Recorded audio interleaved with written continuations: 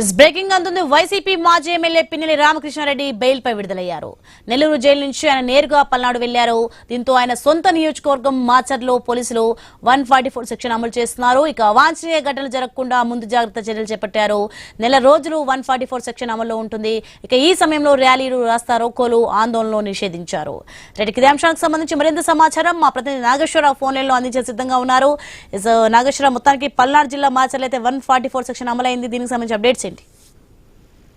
సోని, ఏదైతే మాజీ ఎమ్మెల్యే పిన్నెల రామకృష్ణారెడ్డి దానికి సంబంధించి ఏదైతే జంట హత్యల కేసులో ఇప్పటికే దాదాపుగా 90 రోజులు ఆయన జైల్లో ఉన్న పరిస్థితి అయితే ఉంది. దానికి సంబంధించి ఏదైతే నిన్న ఆయనకి జైలు నుంచి బెయిల్ మీద అయితే విడుదలవుతున్న పరిస్థితి, ఈ రోజు విడుదలవుతున్న పరిస్థితి అయితే ఉంది. ఈ నేపథ్యంలో పల్నాడు జిల్లా మాచర్ల నియోజకవర్గంలో 144 సెక్షన్ మొత్తంగా నియోజకవర్గంలో అమల్లో ఉన్న పరిస్థితి అయితే ఉంది. మొత్తంగా మాచర్ల నియోజకవర్గంలో కీలక పరిణామం అయితే చోటు చేసుకుంది. అయితే మాజీ ఎమ్మెల్యే పిన్నెల రామకృష్ణారెడ్డి బెయిల్ పై విడుదలవుతున్న మాచర్లకు రానున్న నేపథ్యంలో ఎలాంటి అవాంఛనీయ సంఘటనలు జరగకుండా అయితే పోలీసులు ముందస్తు చర్యలు అయితే తీసుకుంటున్నారు. ఈ నేపథ్యంలో ఈ రోజు నుంచి వచ్చే నెల 18 వరకు కూడా మాచర్ల పట్టణంలో 144 సెక్షన్ అమల్లో ఉన్నట్లుగా అయితే అధికారులు వెల్లడించారు. అయితే మాచర్లలో ఎక్కడా కూడా గుంపులుగా ప్రజలు చేరరాదని, ర్యాలీలు, రాస్తారోకాలు, అలాగే ఆందోళనలు పూర్తిగా నిషేధం అని అయితే పోలీసులు అయితే వెల్లడించారు. అలాగే శాంతి భద్రతలకు విఘాతం కలిగిస్తే కనుక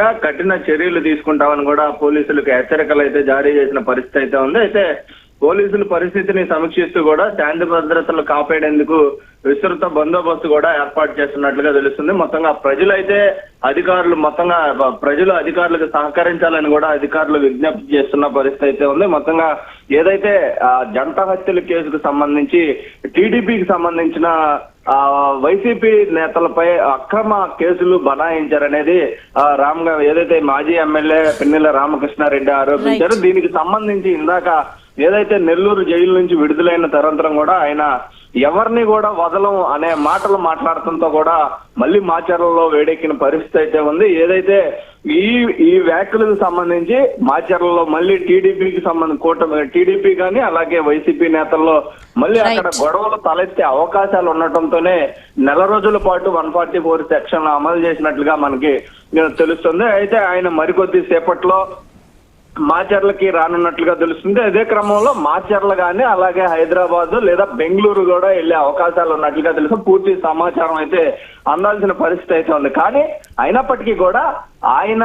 ఒకవేళ ఇక్కడికి మాచర్ల వచ్చినా రాకపోయినా ఈ యొక్క ఆయన మాటల నేపథ్యంలో కూడా ప్రస్తుతానికి మాచర్లలో 144 సెక్షన్ అమలు చేశారు. ఎందుకంటే టీడీపీకి అలాగే వైసీపీకి వర్గ పోరైతే అక్కడ తారాస్థాయికి చేరున్నది పరిస్థితి అయితే ఉంది. ఏదైనప్పటికీ కూటమి ప్రభుత్వం అధికారంలోకి వచ్చినప్పటి నుంచి కూడా వైసీపీ నేతల్ని, కార్యకర్తల్ని హింసిస్తుంది అనేది ప్రధానంగా వైసీపీ నేతలు ఆరోపిస్తున్న పరిస్థితి అయితే ఉంది. ఈ క్రమంలోనే ఏదైతే మాజీ ఎమ్మెల్యే పిన్నెల రామకృష్ణారెడ్డి వ్యాఖ్యలకి దీనికి సంబంధించి మళ్ళీ గొడవలు ఏమన్నా తలెత్తే అవకాశాలు ఉన్నా శాంతి భద్రత విఘాతం కలగకుండా చూసేందుకైతే పోలీసులు కట్టుదిట్టంగా అక్కడ బందోబస్తు గానీ 144 సెక్షన్ అమలు చేయడం జరిగింది. సోని.